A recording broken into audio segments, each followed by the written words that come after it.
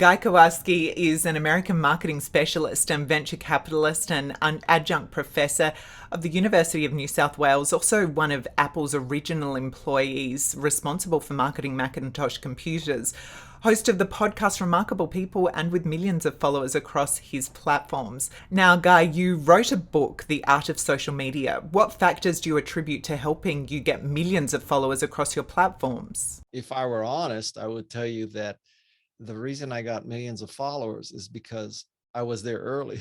It's kind of a land grab. And right now, if you tried to get millions of followers, assuming they're legitimate, not bought, it would be very hard. I mean, if you're a Michelle Obama, yes, you could do it anytime. But for the rest of us, it's a big, big challenge. So being there early is definitely a very important factor.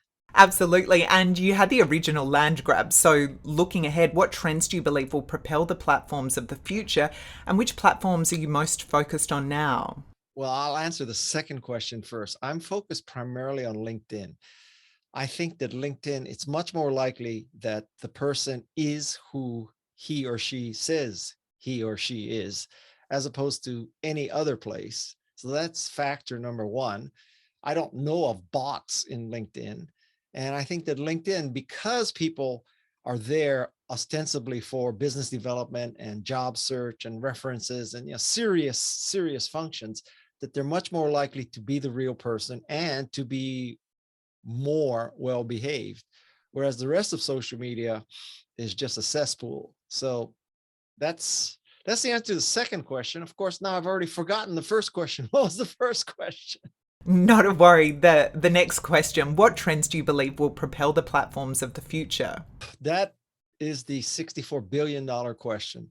And you're talking to me a few days after Facebook has changed to Meta. And who knows, because of the lack of integrity and the lack of science and the lack of transparency, and who knows what algorithms going on and who's pulling the strings, it's very difficult to predict the future of social media.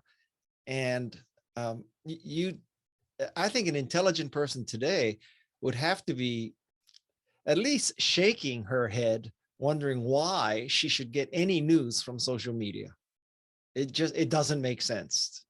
Okay, well, what was about the advantages of social media then? What will drive growth of social media in the future? Well, the advantages are engagement and interaction with people that you like. Um, so yeah, I mean, you need a way to communicate, and I have thousands of relationships that I could not have without social media. There's no question about that. Unfortunately, some of it is just the sheer reality that these companies have to make money. So there's two ways that a social media platform can make money: advertising or subscription. And I don't know of anybody who's pulled off subscription. So that means advertising. And advertising means algorithms and sending you things that you probably are interested in, maybe not, and trying to constantly keep your eyeball on that platform. And that's where the perversion starts. Now, you mentioned you liked LinkedIn as it's less anonymous and there's more credible than other platforms. What will be the platforms of the future and the best way to reach people? Oh, I don't think anybody can predict that. So there was a time when everybody thought MySpace would be the platform of the future. I guess they were wrong.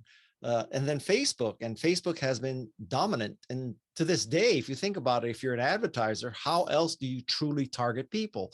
So whether you like what's going on, from the name change to the fake news to the anti-vax, all that kind of stuff, you may not like it, but Facebook seems to be still the best way to reach people. Now, if you had asked me 9 months ago, I would have said, well, social audio seems very interesting, Clubhouse, e.g. And now 9 months later, well, I haven't used Clubhouse for months and months and months. And you know what? The sun still rises.